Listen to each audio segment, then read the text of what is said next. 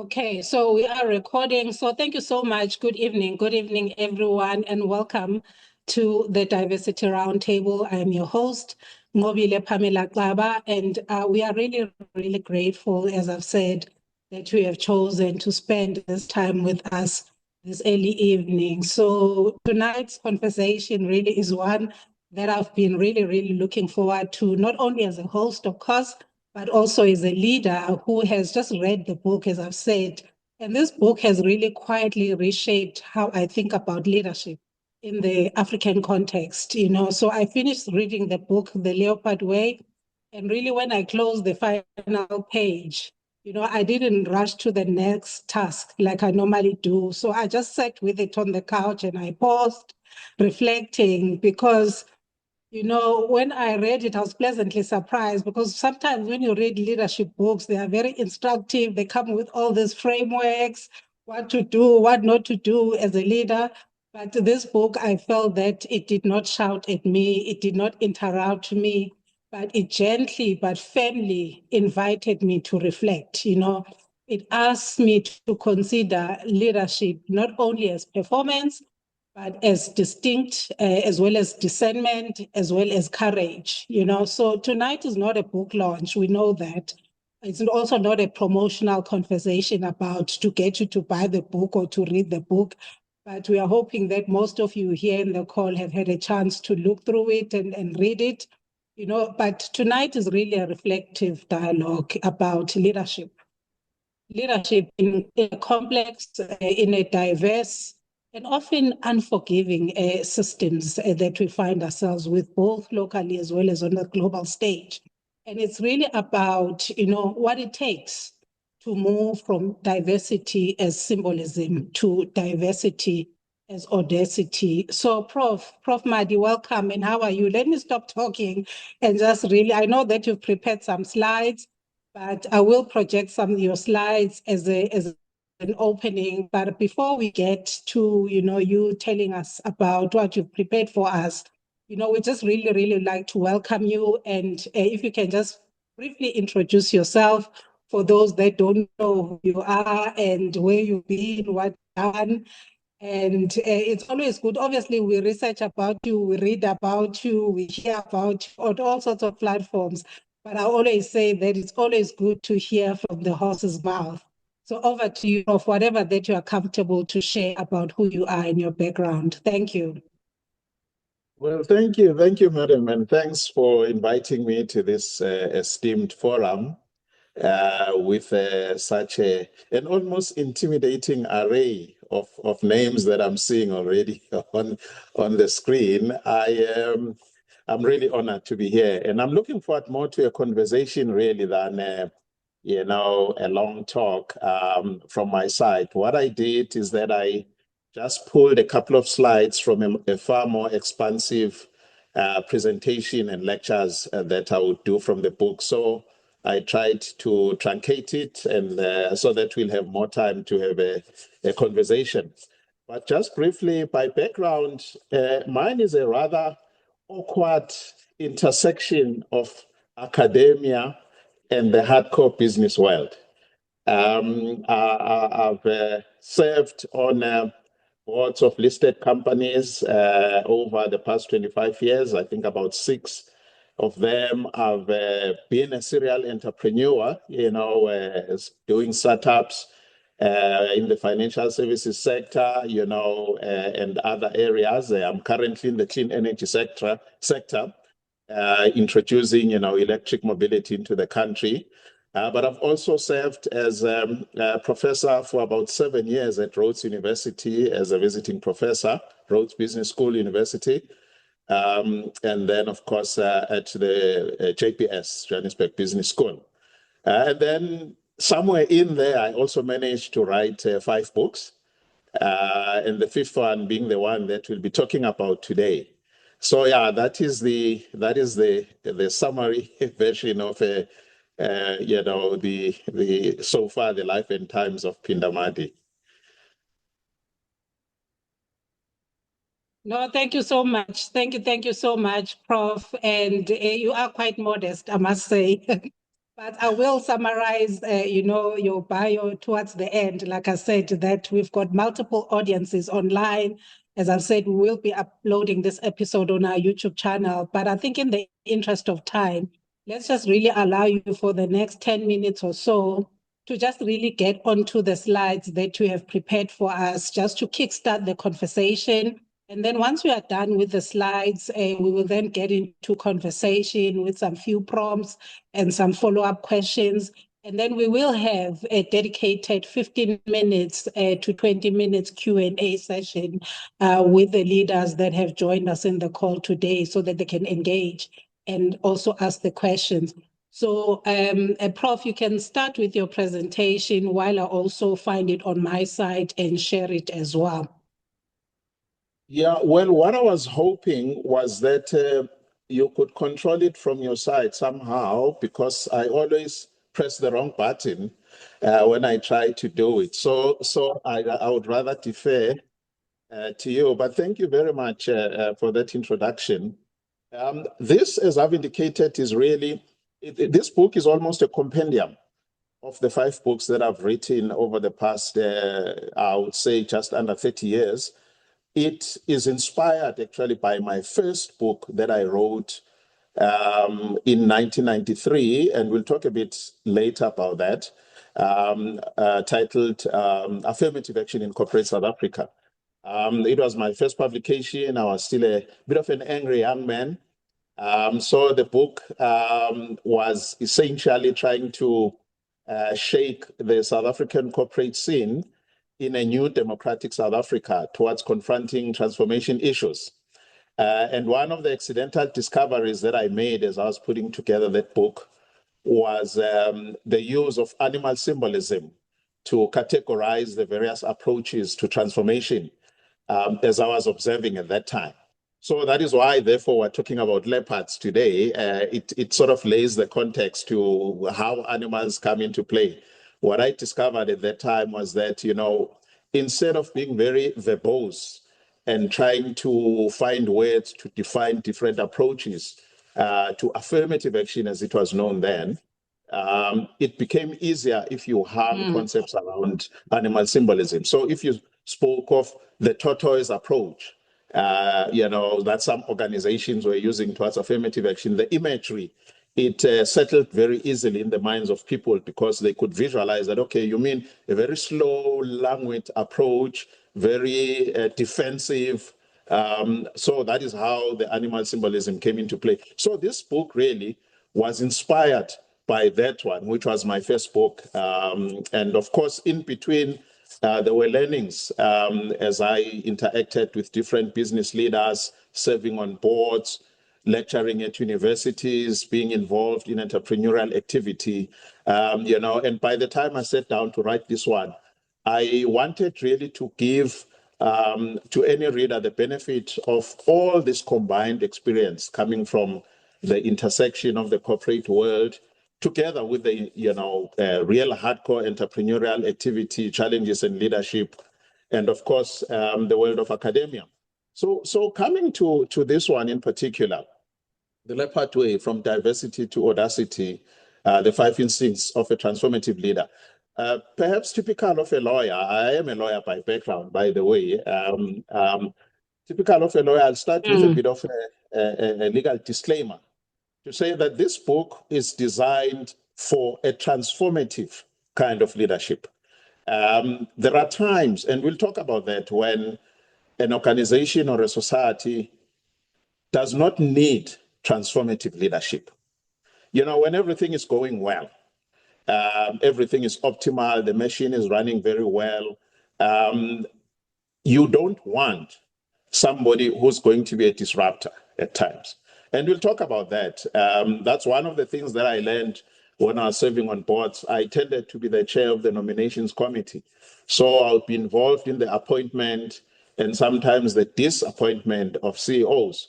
And at times would get it right, at times would get it wrong. And what I learned was that the most important thing, you've got to find the right leader for that organization at that point in time. And we'll talk about the evolution that organizations go to. But the critical thing, my overall argument is that if one looks at the world as it stands today, the transformative leader is probably far more required today than at any point in the recent past because of the circumstances, both globally, nationally, and continentally, that we're contending with.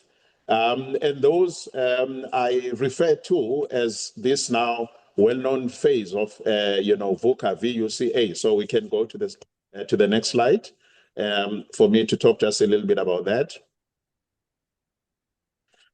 Okay, a bit of a play there. VUCA stands, as you can see, for those English words, volatile, unpredictable, chaotic, and ambiguous. But, there's a bit of a play that I did there because VUCA in Nguni languages also means wake up, So Ingwe is the leopard in the Nguni languages. So I guess it's a bit of a word play to say, well, this is the time for the leopard and that you've got to wake up the leopard in you. So going now to the classical meaning of VUCA or VUCA, the volatile, unpredictable, and chaotic world, which also is ambiguous, that we're living into. Perhaps let's go to the next slide so that I can just drill a bit deeper on why I'm contending that the world in which we live is such a disruptive world. There are a number of things that have made it virtually impossible to argue that the world in which we're operating, let's say about 30 years ago, I remember that at the time when I wrote that first book, there was a lot of predictability. And that is why even the training mechanisms that were used in business schools, the different executive development programs, the MBAs, they were all premised on the assumption of predictability. And you had large organizations that were operating in a fairly staid environment. And it was even easier to develop, people would get together or they would go on a prosperate, and sometimes I would facilitate these things where they are talking about a 5-year strategy, what is your 10-year vision? And in some of the articles that I've written recently in my weekly newsletter on LinkedIn, which, by the way, would really encourage people to subscribe to. It's fast growing. It started with a few number of people, but we're now going into the hundreds. I think in the last part one article, I was arguing, obviously provocatively, that we're faced with a world where we could say that probably strategy as we've traditionally understood it is dead, because it is very difficult now to visualize what the world is going to look like sometimes in 2-3 years' time. If you look, for instance, at some of the 4 indisputable indicators of how volatile, chaotic, ambiguous, unpredictable the world has become. Let's talk about AI, for instance. This year, we are at a watershed moment where in most developed economies, the entry-level jobs are being decimated, especially the white-collar jobs. Many people used to think of AI as something that was going to disrupt mechanical work, blue-collar work. It's actually doing the opposite. I recently had lunch with a friend of mine who runs a fairly large law firm. And he was saying to me that, one of the things they are contending with is whether they should hire the same number of article clerks as they did in the past couple of years. Why? Because AI is actually doing the kind of work that the article clerks were doing better and faster with very minimal mistakes. So they are now going to take almost a humanistic rather than a commercial decision if they decide to go ahead and hire the same number of article clerks, because they'll be knowing that those article clerks are going to be operating at a far less optimal level than AI. So you have a situation right now where, you can run a multi-million company as a single person using the AI tools. And I've been fortunate to test quite a number of these and a few robotics as well. I would say the biggest understatement that has been made deliberately, of course, by the major tech companies in the past 18 months has been that there's going to be minimal job disruption. That is unfortunately grossly untrue. It's already manifesting itself. The head of AI at Microsoft just a few weeks ago said that probably 20% of the white-collar jobs in the US are going to be disappearing over the next 24 months. So it's virtually impossible to visualize what's coming. So AI alone is a major disruptor. It's going to turn the world upside down. You now have models that are thinking faster than human beings, producing outputs, analysis, reports, 24/7 at a far higher rate, to a point where there's even some panic among some of the AI founders that we might be reaching a stage that they call, the AGI, where AI becomes more intelligent than all the human beings combined.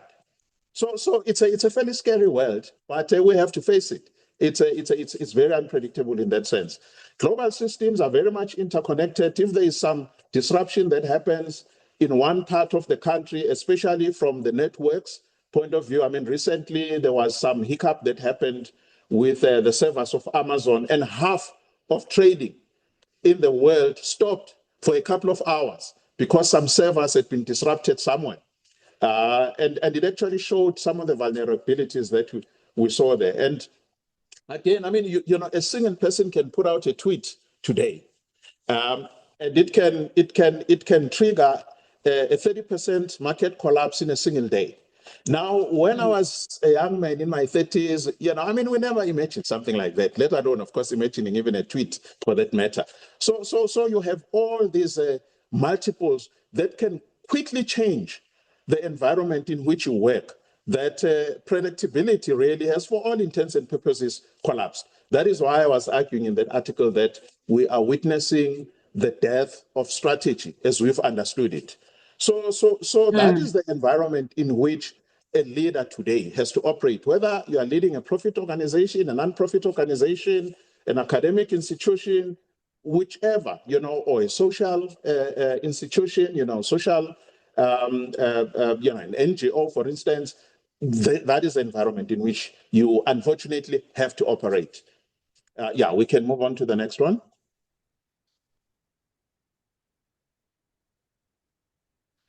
Now, this is my favorite model. It came out in 1976 by a fellow called George Ainsworth, who was studying the evolution of organizations and societies.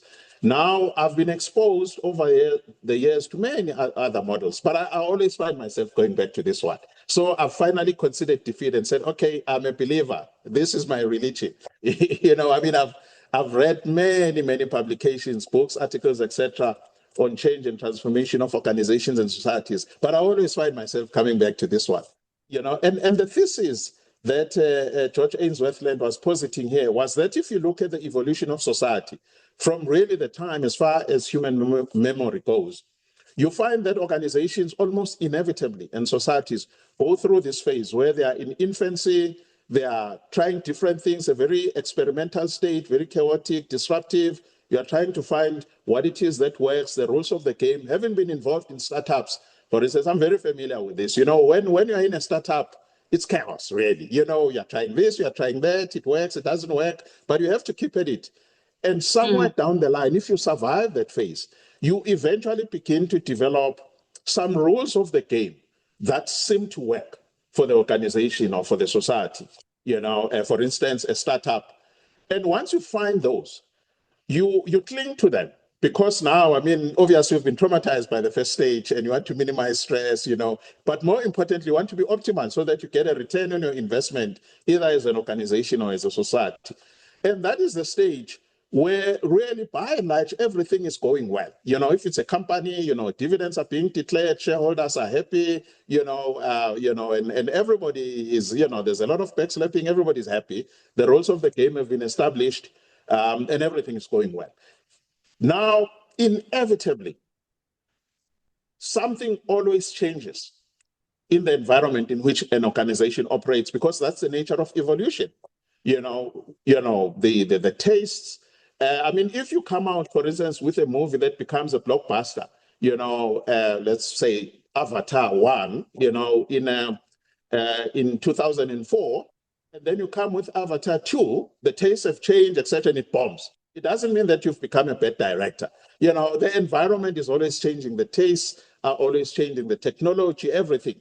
So at that time, as an organization or as a society, you literally go back almost to the first phase, back to the drawing board now, the chaos, trying this, trying that, a struggle for survival, etc.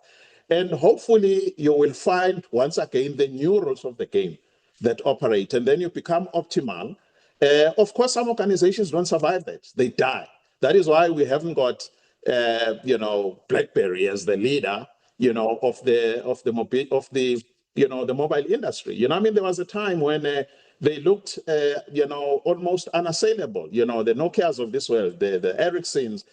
We can count many organizations. There was a time when Kodak, as a company, had the same value, at least in relative terms to some of the big tech companies. Right now, I don't even know, what Kodak is worth. I wouldn't even be surprised if it's left as a brand and it's no longer an organization, So it happens. Some organizations that get it right, others they don't. Some societies survive, others they don't. Now, coming back to the leadership part of it, the important thing is that different kinds of leadership are required by a society or an organization, depending on where it is in this continuum. So if you are in the formative stage, or you are in the reformative stage, the rediscovery stage, you need a transformative leader. Otherwise, you're going to die. You need somebody who's bold, who's going to be very experimental, etc., etc. But once you find the rules of the game and everything is normal and steady, that's the last kind of leader that you want. I always use Steve Jobs as an example because he encapsulates everything being one person, the many lives of Steve Jobs. When he started out Apple, he's exactly what the company needed as a startup. Very brash, very, experimental, very creative, very disruptive, And when Apple eventually got listed, and now it had to account to shareholders, and it had to deal with governance issues, etc., and it was doing well, making money, he was still living in the startup world in his mind, and it became very disruptive to a point where he was effectively fired from the company that he founded, which was Apple. He was very angry about it, of course. He threw a tantrum, he sold all the shares, etc. But after a while, Apple also began to lag behind, and they needed somebody who was going to be a disruptor. And then what did they do? They went back to Steve Jobs, and they pulled him back to the company. And of course, he came back, obviously, with the benefit of learnings and maturity. But of course, still being the same old Steve Jobs, trying things. He cut the product line from 12 to 4. He started experimenting. And of course, even today, we are all influenced by the workings of Steve Jobs 2.0, where he was able to redefine the company when it was literally facing death. It had, I think, about 2 months worth of cash flow when he took over the company, and he was able to rebuild it. So as a transformative leader, he was needed at that time, and unfortunately then he passed on. But when he passed on, the person who took over, Tim Cook, an incredible logistics operational manager. Absolutely one of the best. And that is exactly what Apple needed at that time. And that is why Apple at some point was the most valuable company in the world, And I think it was the first company to reach the $1 trillion market cap level.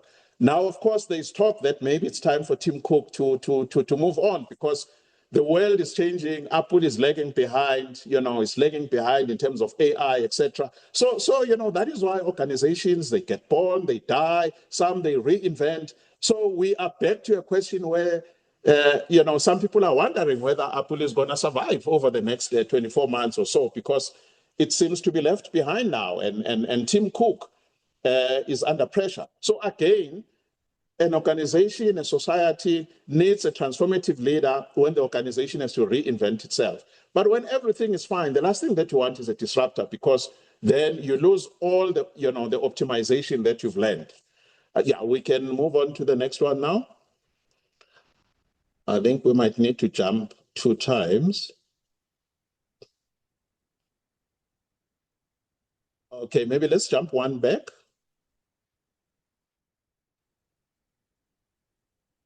Okay, one back again. Apologies about that. I know if I was controlling it. All right. Yeah. And then and then we can. So just the point that really I'm making here is that George Ainsworthland was right when he published this book in 1976.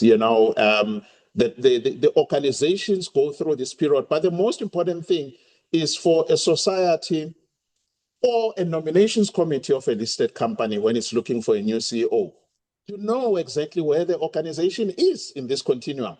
Because if you don't know and you appoint the wrong person for that particular moment in time, the person is going to bomb out as a leader, not because the person is bad, but simply because you appointed somebody whose skills profile is inappropriate to where the organization is in its continuum. So if you appoint a disruptor in an organization that is going through a very optimal growth phase and the person starts slashing and banning and, then there'll be chaos. And then before you know what's going on, everybody's angry. The shareholders are angry. The dividends are not being declared and so on.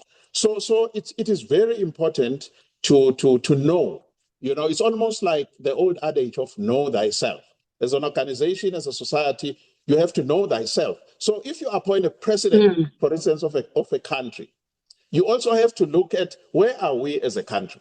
So if you appoint a president who by nature is a person who's very good at maintaining, is an excellent manager, but as a company or as an organization or as a society, you are going through a number of crises and you need transformation, then in a way, don't complain if the president, if the president is not reacting to that situation. So I know we have a situation right now where in South Africa in particular, people say, yeah, but we have this president that is over consultative, but that's his nature. So we chose the wrong guy and we have to live with those, with the consequences of that. We were a society that was going through some serious challenges, in terms of the economic policy, in terms of crime, et cetera, and we needed somebody who really was a transformative leader. And we'll talk about the elements of a transformative leader. But unfortunately, we didn't appoint somebody who is a transformative leader. He's a very, very good leader in terms of steadying the ship, calming everybody down. But sometimes when the society is going through that phase of redefining itself, that is the last leader that you need, because you could face decline, All right, we could go to the next one now.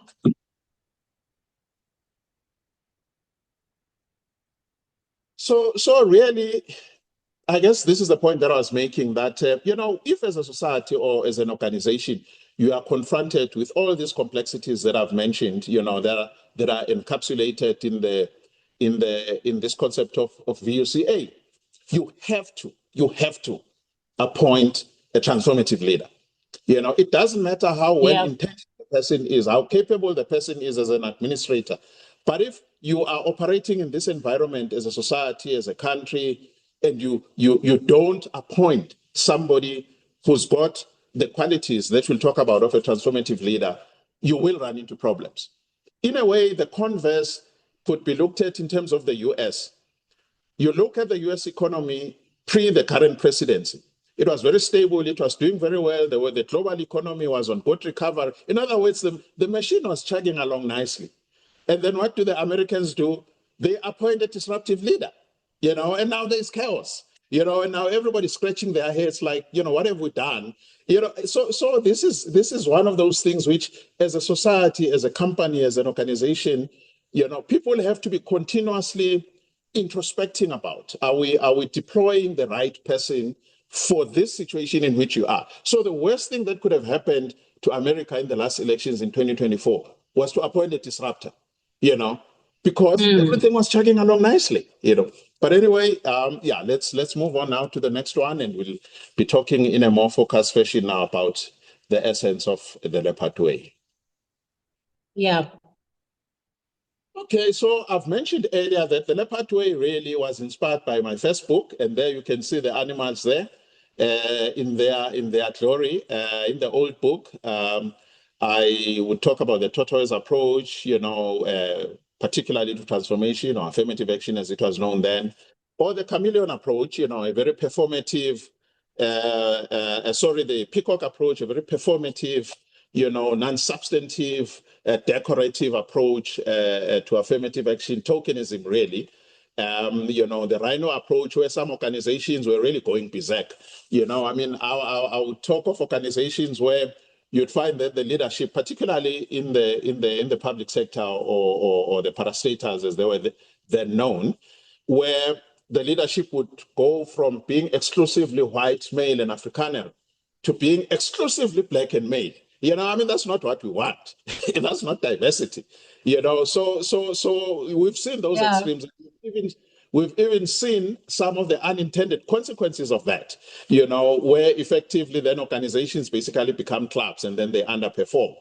That's the genesis really of the leopard metaphor. So we can go to the elements of the leopard leader, which is the next one.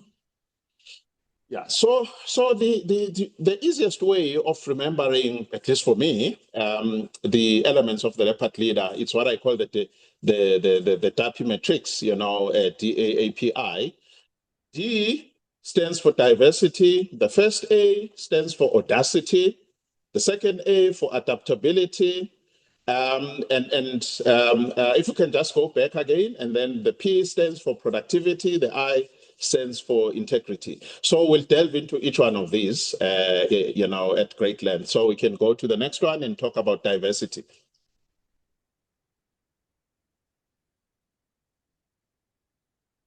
Yeah, here I'm not just talking about diversity from a DEI concept, from an HR, human resources concept, but I'm talking about the diversity of thought, the diversity of viewpoints.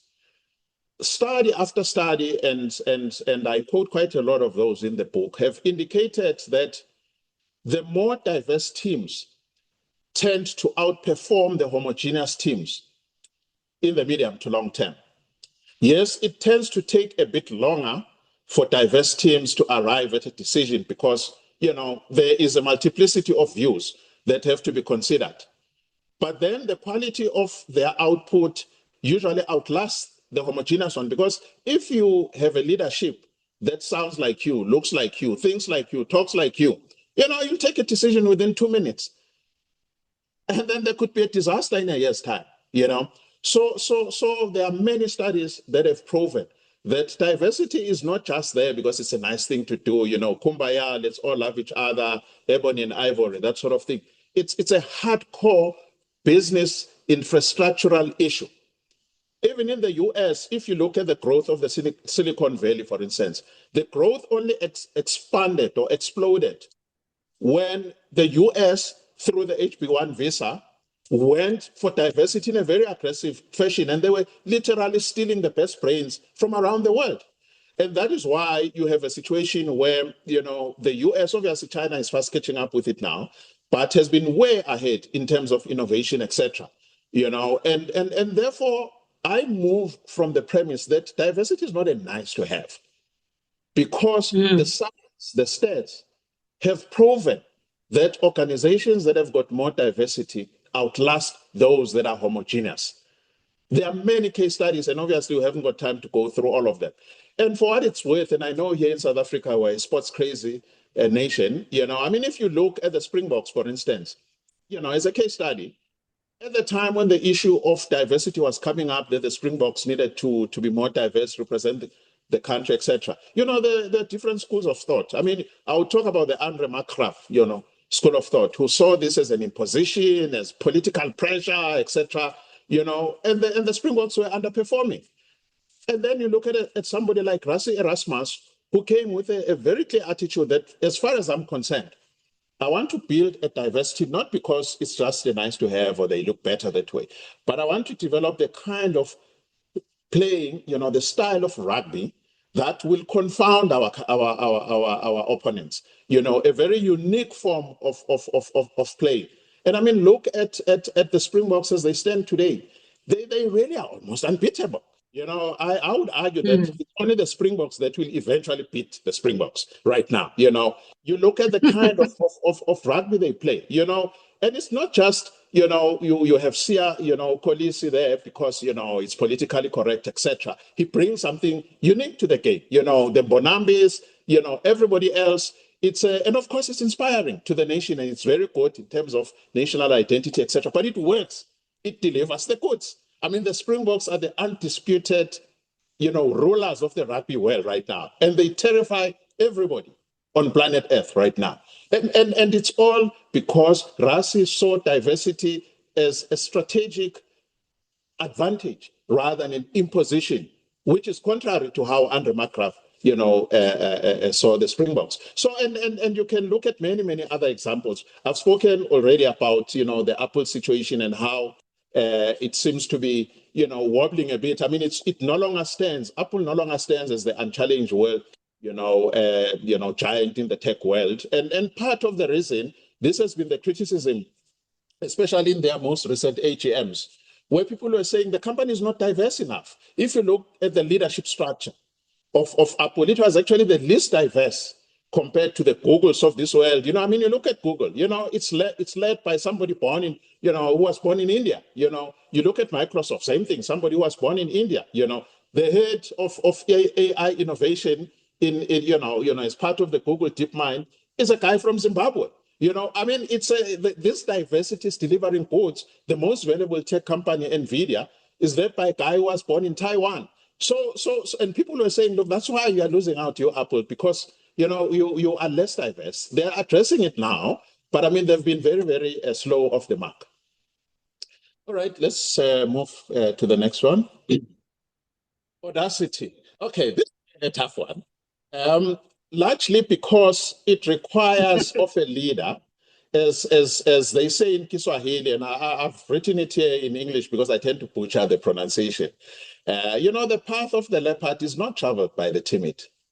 One of the criticisms, for instance, that have been levied against our current president is that he does not have audacity.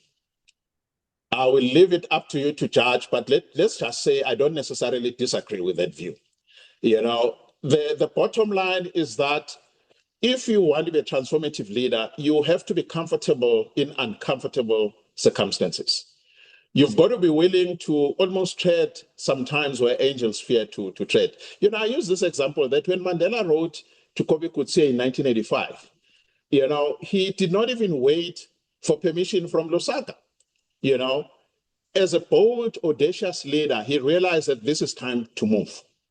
And in a way, he realized that, look, this country, there was a stalemate. It's almost like his jailers were in a jail themselves, and he had to reach out to them to liberate them and basically say, guys, let's sit down, let's talk, and let's move the country forward, because very soon we'll have nothing to inherit. This country will be ashes.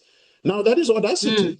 It's leadership where you have the courage of your convictions. You are not looking for the consensus, sort of hiding behind, well, I'm still consulting, I'm going to form a commission on this and that. You do things, you move, that is what audacity is all about. If you look, for instance, at the very popular book by Barack Obama, The Audacity of Hope, think of it. You've got a black guy who's got very weird names. And his middle name is that of a person who was highly hated in America at that time. But he dares to dream that I'm going to be the president of this country. And he goes for it and he swings it. And he's on record as one of the best presidents that the country has ever produced. So that really is the essence of audacity, being comfortable with walking into fog on the strength of your convictions, your clarity of mind. I've used, Capitec as an example. By the way, there are case studies of different organizations in the book that I cover. I used Capitec as an example. When I was in banking a couple of years ago, what was accepted as wisdom was that South Africa, the banking market was basically exhausted, that there was no room for growth, let alone room for a new bank. But those fellows from Stellenbosch, they looked at the market almost the way a leopard looks at the terrain. And they saw gaps that nobody saw, and they pounced. and look at the banking world today. So suddenly everybody's trying to catch up with them. So that is really what is required as one of the pillars of a transformative leader. We can move to the next one.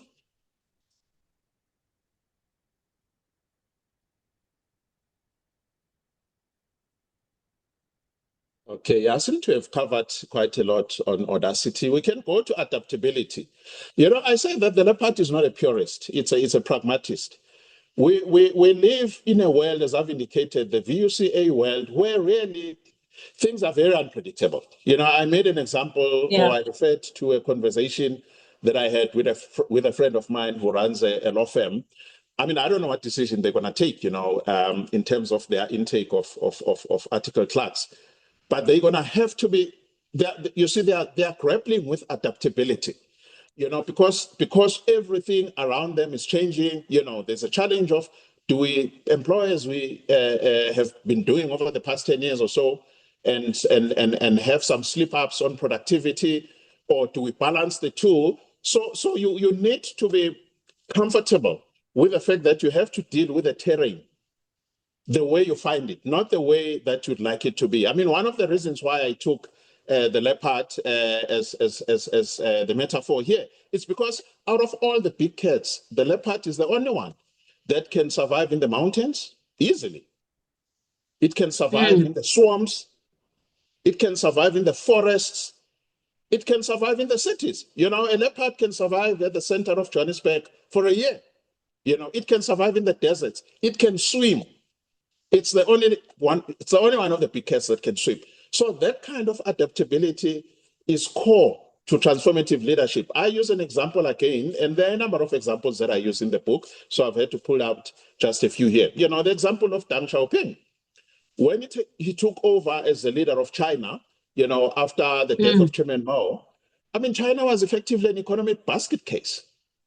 But he had to come out there and say, comrades, let's forget about communist dogma. I actually don't care whether the cat is black or white, as long as it catches the mice.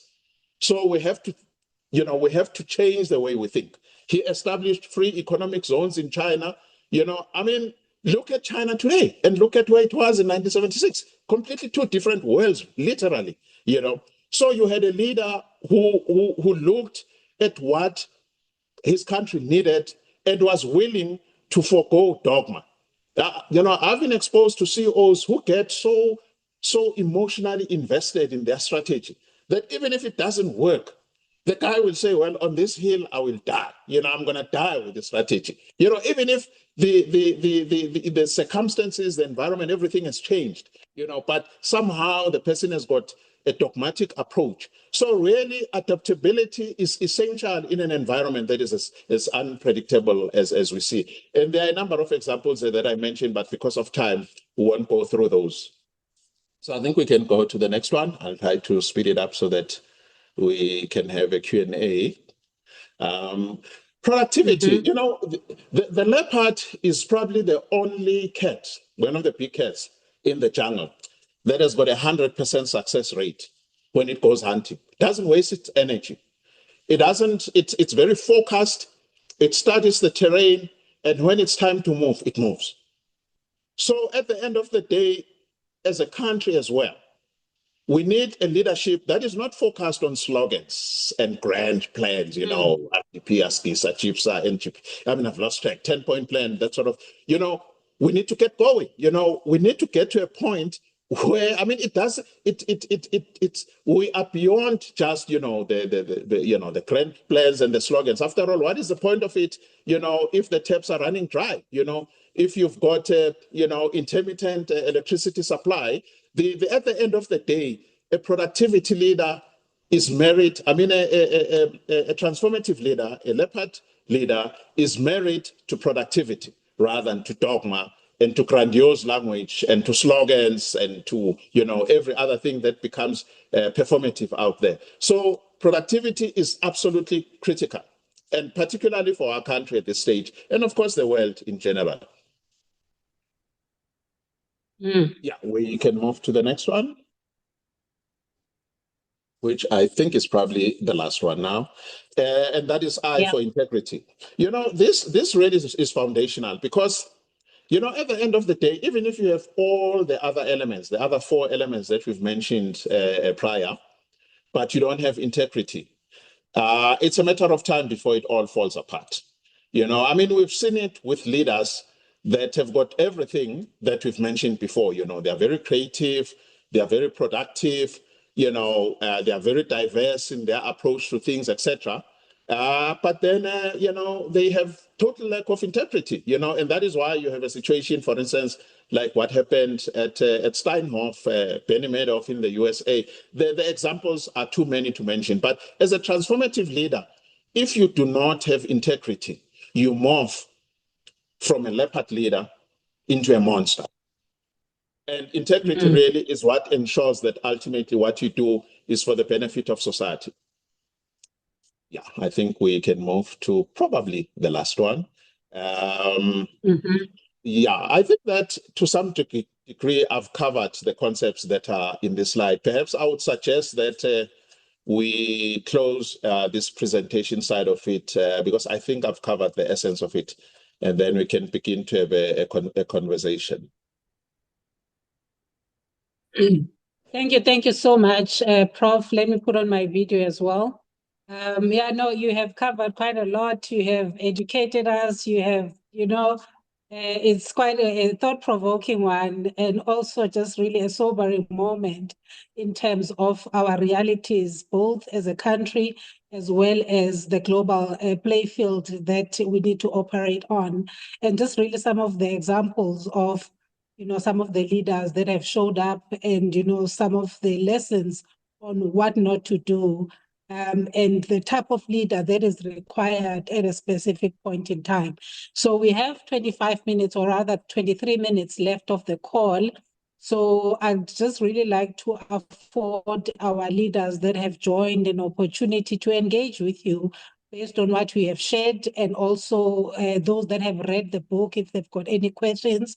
And then I will have maybe 1 or 2 prompts just to round up the discussion. So on that note, Prof, thank you very much. Let me open the virtual floor and to see if you've got any questions, any hands from anyone that would like to engage with Prof based on the content that has been shared at this point. I'll also monitor the chat as well.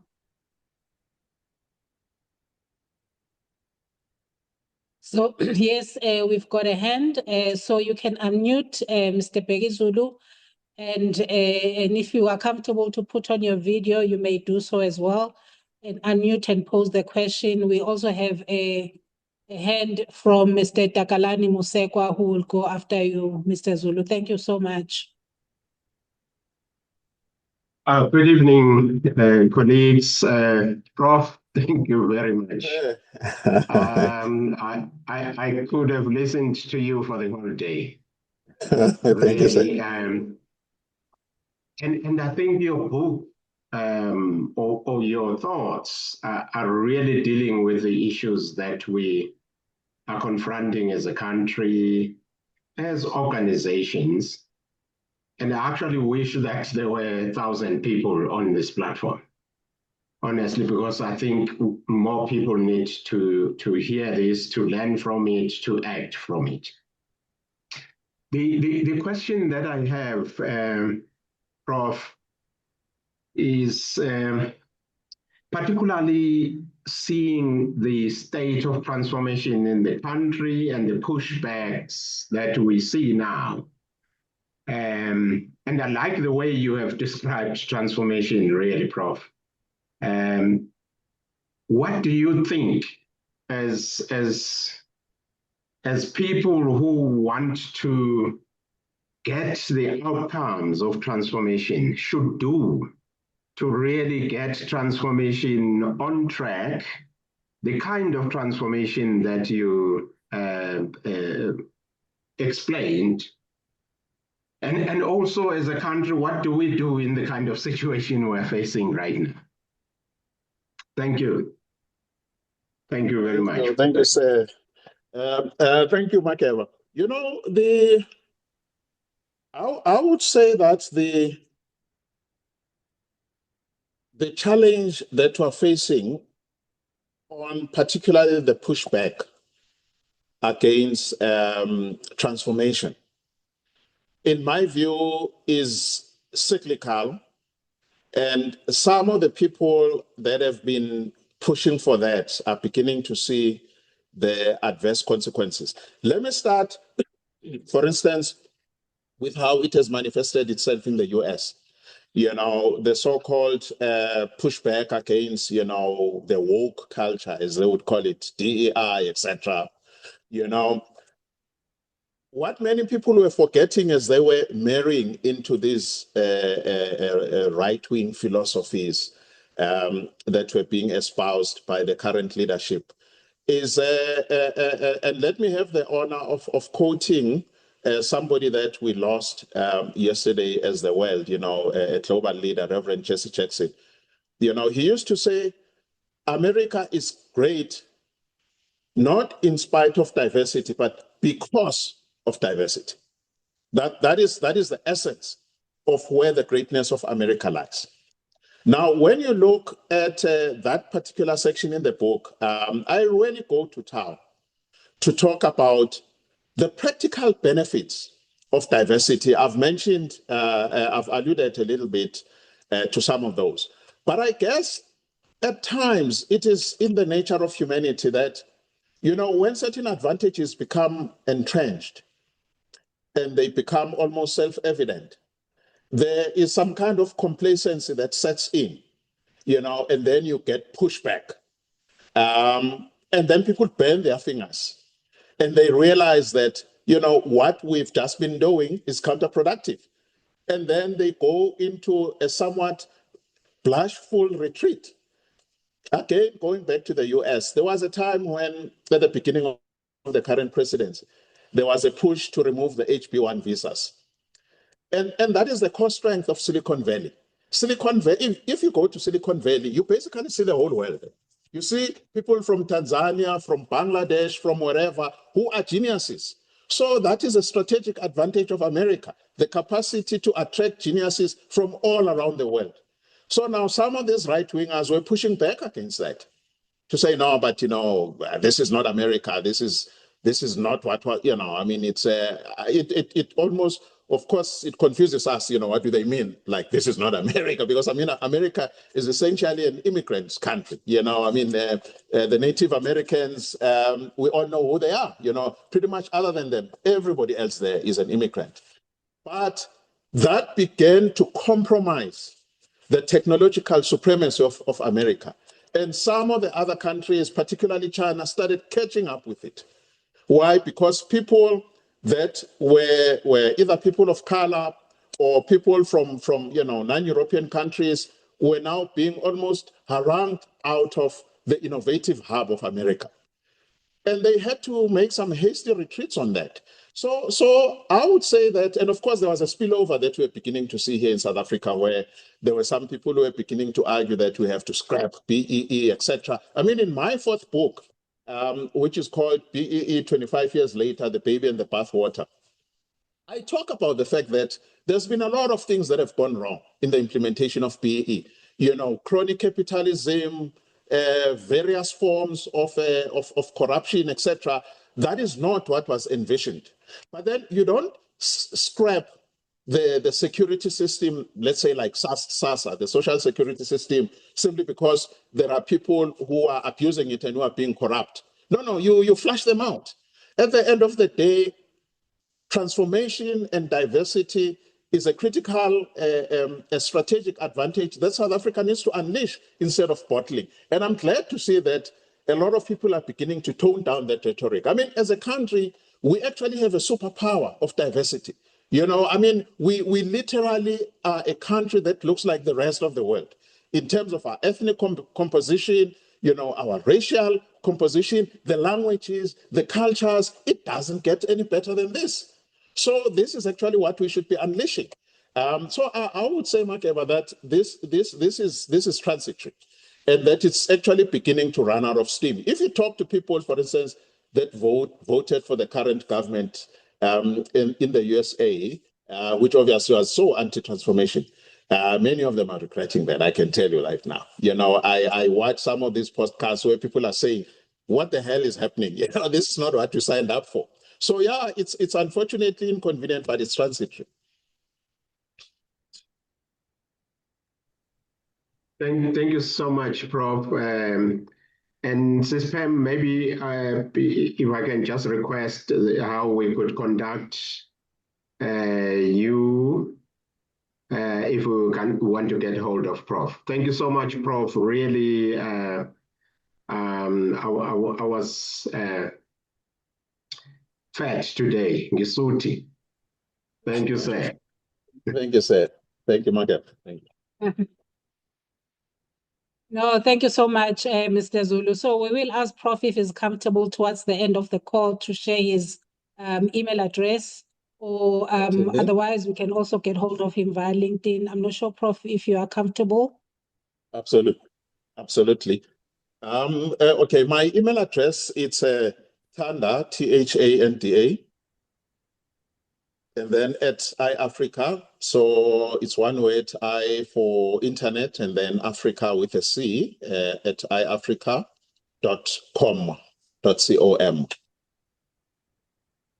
Okay. No, thank you, Prof. So that is Thanda with an H, right? Yes, Thanda with an H, Yeah. Thanda. Yeah, so Thanda at iAfrica.com. Absolutely, yeah, absolutely, that's the one. Okay. No, thank you very much. So we also have a hand from Mr. Takalani Mzwakhe. And just to also maybe before we hand over to Mr. Mzwakhe, we'll just like to reinforce that we do have a buzzing YouTube channel, so that we will then upload this recording onto the YouTube channel. And what we normally do is then we promote these episodes to a wider audience. So for this episode specifically, we are targeting more than 10,000 views, mainly in the Southern Africa region, West Africa, Central Africa, and East Africa, and some parts of North Africa. So we will start promoting the episode from next week, but we'll also share it on our social media platforms for those that did not manage to attend. So don't be disturbed maybe by the low attendance tonight. The audience that is the target audience that is meant to see it, we will ensure that they see it by the thousands. No, thank you so much. So over to you, Mr. Mzwakhe.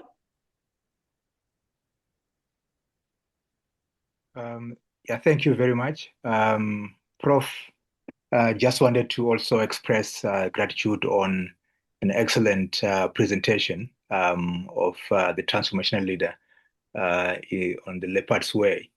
Very informative in how you presented it. And I was thinking about the South African state, our government, in terms of how we have performed over time.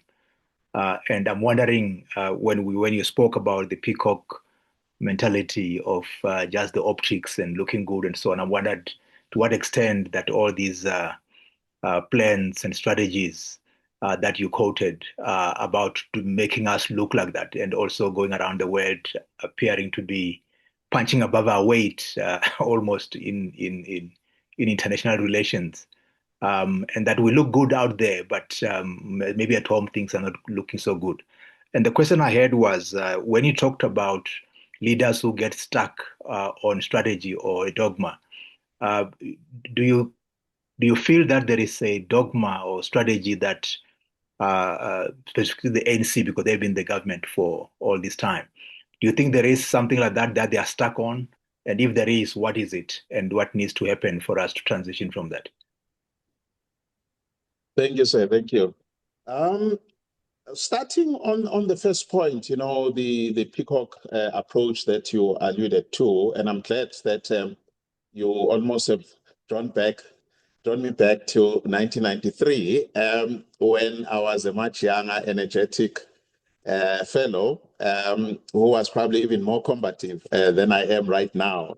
So I used to describe peacock organizations in a far more aggressive way than the toned down way that I do now. But the essence of it is that in trying to combat a performative culture, which I would agree with you that we've been caught up in that as a society for quite a long time. Performative, in terms of being very grandiose in our pronouncements, in our theater, great slogans, great catchphrases.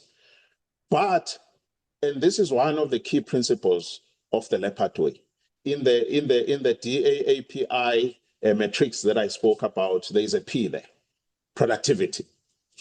I don't care how beautiful your plan is on paper.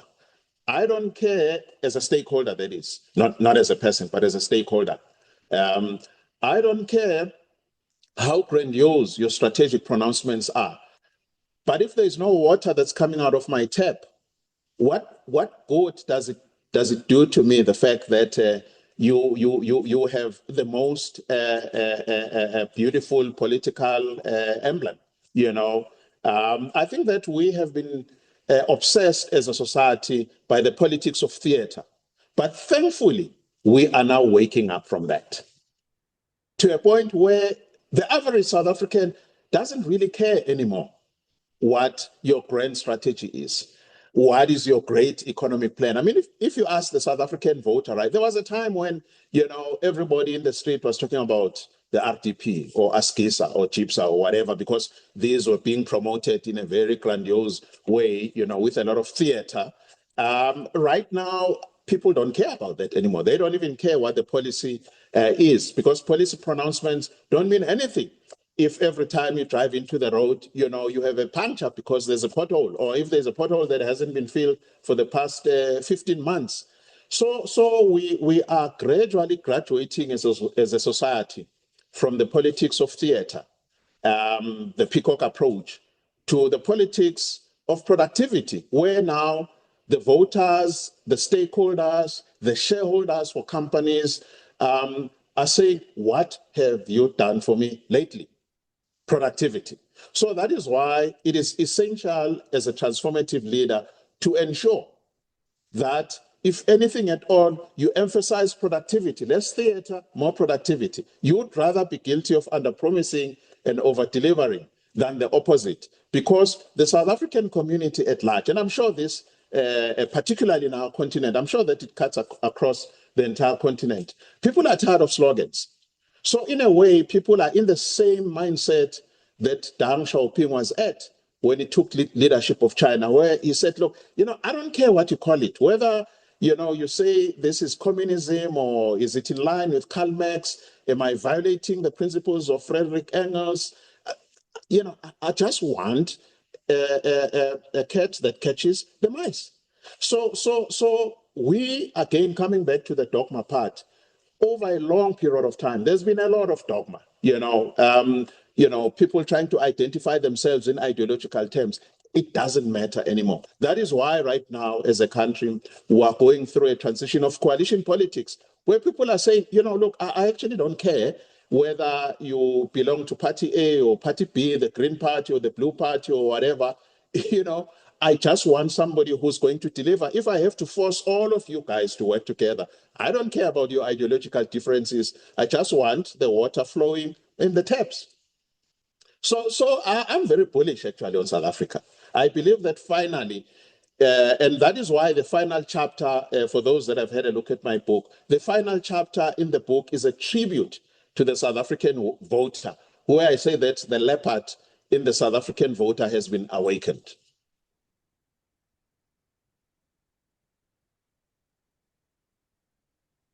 Thank you, Prof. Mr. Mzwakhe, you covered there? Okay, now we've got an acknowledgement from Mr. Mzwakhe. So we have 7 minutes of this call left, and we have two comments in the chat. So I'm just going to read them out. If the writers of the comments, if they are able to also maybe unmute and engage with Prof, just for context. But let's start with a comment from Miss or Mrs. Matapelo Kekana. She's written that, Prof, you've highlighted the importance of agility, diverse thinking, adaptability, and integrity in a disruptive world. My question is, what are the trade-offs Specifically, can an overemphasis on agility and inclusivity of diverse perspectives slow down decision making and dilute focus, potentially impacting performance? How should leaders balance adaptability with execution discipline? Thank you so much for a thought-provoking session. So that is from Ms. or Mrs. Matapelo Kekana. Prof, over to you, or if Ms. Matapelo, if you are willing to unmute, show your video if you are comfortable, and engage with Prof on your quite a loaded question and statement. Thank you so much. Hey, this esteemed audience, they ask very tough questions, but I welcome them. It actually reminds me of some of the episodes that I've had at universities, particularly when you're delivering an open lecture. You know, I mean, everything is unpredictable there. You know? You have to be on your A game. Okay, now talking about balancing agility and adaptability, and I guess perhaps implied in that question is the risk factor that, in trying to be adaptable and agile, you may end up doing what you probably don't want to do, or maybe doing things that are counterproductive. I would say that, again, if you look at the Leopard Way, it's a package. I have contended that you don't pick or cherry pick the different elements, because if you do that, then you lose the compounding effect of the entire package. Let me give an example. If you are a leader that is very adaptable, that is very agile, but you don't have integrity, then you end up with a Steinhoff. You see, because of all the things that Marcus Jooste has been accused of, it is not laziness. It is not lack of entrepreneurial flair. It is not lack of energy. It is not innovation. But then he lacked integrity. And then eventually the wheels came off. And we've also had leaders in our own society that get things done. But because they don't have integrity, somewhere down the line, they begin to do things that offend us, that horrify us, not only just in our country, but across the continent. So it is very important, and it's not complex at all. I mean, if you look at the book, you can see that it is practical to be able to be a transformative leader that ensures that all these elements are at play. Obviously, different circumstances would emphasize a different element. Particular circumstances will highlight or would emphasize a particular element. But at the end of the day, they all need to be in place. So similarly, you mentioned the issue of diversity, that perhaps it could hamper decision making. Because you basically have got different points of view. At the end of the day, if you look at the studies, for instance, that I've referred to in the book, what they prove is that organizations that are homogeneous, yes, they take decisions very promptly, very quickly, essentially because you've got, people that look like you, they talk like you, maybe they speak the same language, maybe they come from the same village, but it almost becomes like a herd of lemmings that are rushing, towards drowning in the river. I mean, it's a matter of time before that herd mentality backfires big time on an organization. So in relative terms, it takes longer to take a decision in a diverse environment, but the quality and the durability of that decision has been proven over and over again to be far more sustainable. If you look at some of the major collapses of great brands that we've had around the world, let's go back to BlackBerry, for instance, which was an extremely undiverse company. Yet there was a time when it was ruling the roost. I mean, when I was using my BlackBerry, to be quite honest, I was like millions of people around the world. I thought this was the pinnacle of mobile technology. So when Apple announced their product, I was just curious and I looked at it really as a gimmick, And And of course, that was the mentality within BlackBerry itself. In fact, a movie has even been made about it called BlackBerry, for interest's sake, which is worth watching. You can see how insular the company had become. They were living in their own world, comfortable, having the same point of view. And one day they woke up and they'd become irrelevant. Why? Because they were not diverse enough in their thinking. Some of the pressure that the shareholders have put on Apple is exactly that you guys have not been diverse enough in your leadership. So you are at a point right now where you have fallen behind everybody on artificial intelligence. How do you explain that? Having been the company that was at the forefront. And the reason why they've fallen behind other companies is because the others were diverse. As I've given an example, that if you look at Google's AI team, you are looking at the United Nations. You've got Tanzanians, you've got Zimbabweans, you've got South Africans, you've got Indians, and they are developing these products that are changing the world of technology.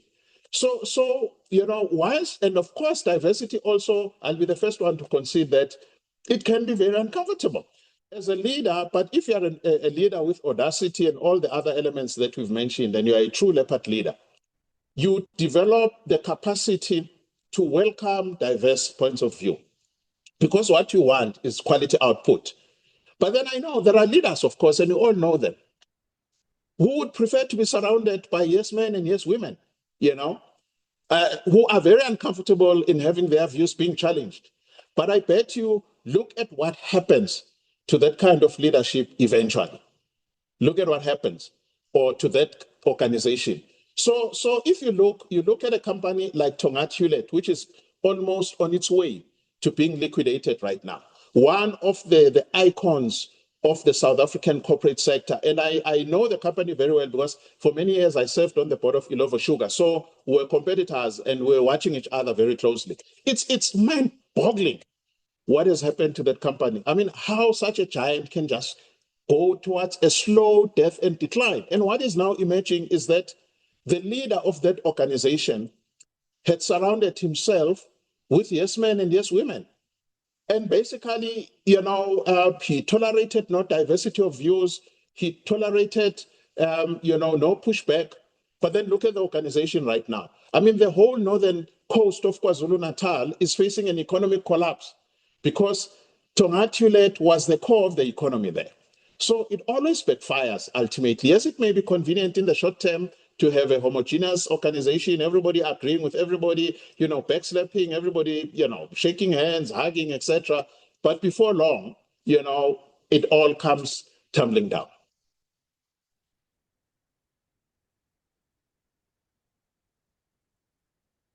Thank you so much, Prof, for that. So let's just check with Mrs. Matapelo if you are covered with Prof's response. I think it was quite lengthy, so I think he covered all aspects of your questions. So hopefully that covers Covering you. all the bases. So yes. So it is now 17 after 7. So we are 2 minutes over time. So I think we'll just allow us for grace for the next 5 minutes so that we just close off everything nicely, but not also forgetting Miss or Mrs. Marilyn's comment in the chat. And she's saying that I'm watching from the Cayman Islands in the Caribbean. And thank you for an innovative or informative session, rather. What do you suggest for leaders to self-reflect, to identify when or if they are no longer the right leader for the life stage of their organization, and how best to transition for the good of the organization? So, Prof, that's also another, rich question. So, but in the interest of time, I'm going to humbly ask you to answer briefly so that we don't keep the leaders, too long, seeing that we're already 3 minutes over time. So over to you, Prof. Thank you very much. I'll be brief, and I would agree with you that sometimes I tend to get carried away about these things.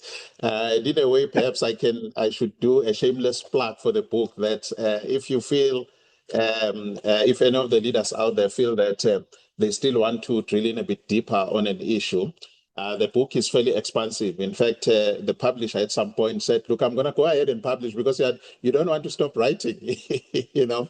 So because I felt quite strongly about these issues, in terms of leaders that do not have the capacity to self-reflect and ask themselves whether perhaps it's time to go or whether they are the right people for that organization or society at that point in time. I would say that if you look again at the whole DAPI matrix, DAAPI matrix, it is self-regulating in the sense that if you're a transformative leader who also has integrity, and I've said integrity is very important, it's non-negotiable. In fact, none of these other components, and you can't cherry pick.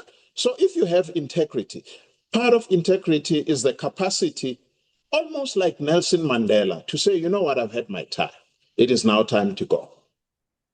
That is what a leopard leader is like. Nelson Mandela, he stepped down at a time when he was not just a South African icon, but a global icon. He could have stayed for as long as he wanted. He could have stayed, longer than Mugabe if he wanted. But he had the integrity and the self-reflection to say, I think it is time for me to go and make space for others.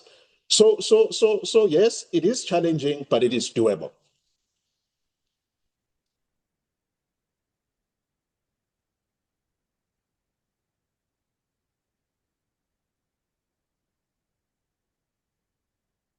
Thank you so much, Prof. So, Ms. Marilyn, we hope you are covered there. So it is now 21 after 7. So let us close off and just really thank you so much, Prof, for your time and for your intellect, your wisdom, your generosity, to just really be here this evening amongst the distinguished leaders that have also joined us. As I've said, we will be sharing this widely because also the reason why we started this channel, the Diversity Roundtable on YouTube, was primarily to give access to young professionals, up-and-coming entrepreneurs, mainly from underserved communities in our African continent that wouldn't necessarily have an opportunity to engage with leaders like yourselves so that they can just really understand some of the things that you write about.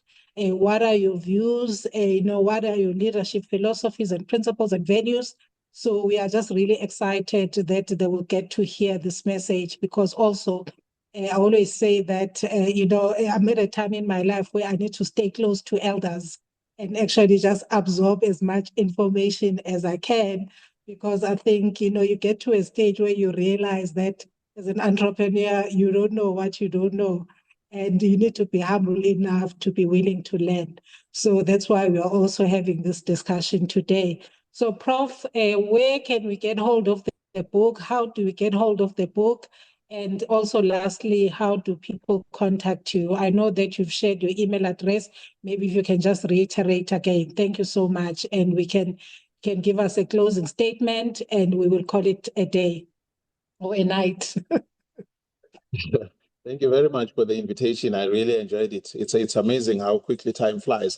I would say probably the most comprehensive way and easiest way of getting in contact with me would be to go to my website called leopardway.org.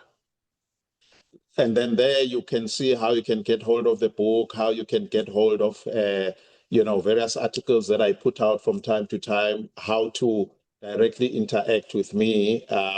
So if you go to leopardway.org, you are at a sweet spot. You are able to have pretty much much easier communication and contact with me, including, of course, being able to secure the book.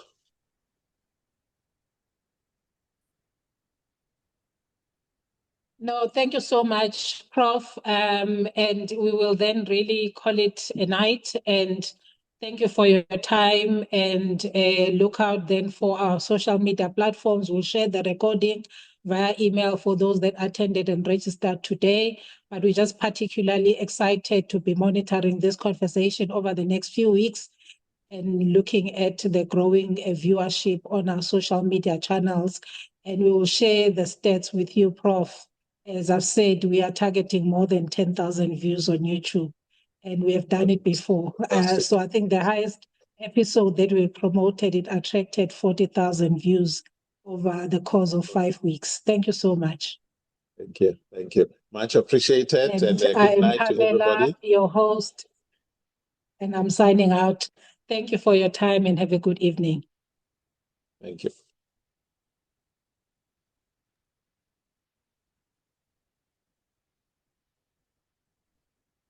Let me just stop recording.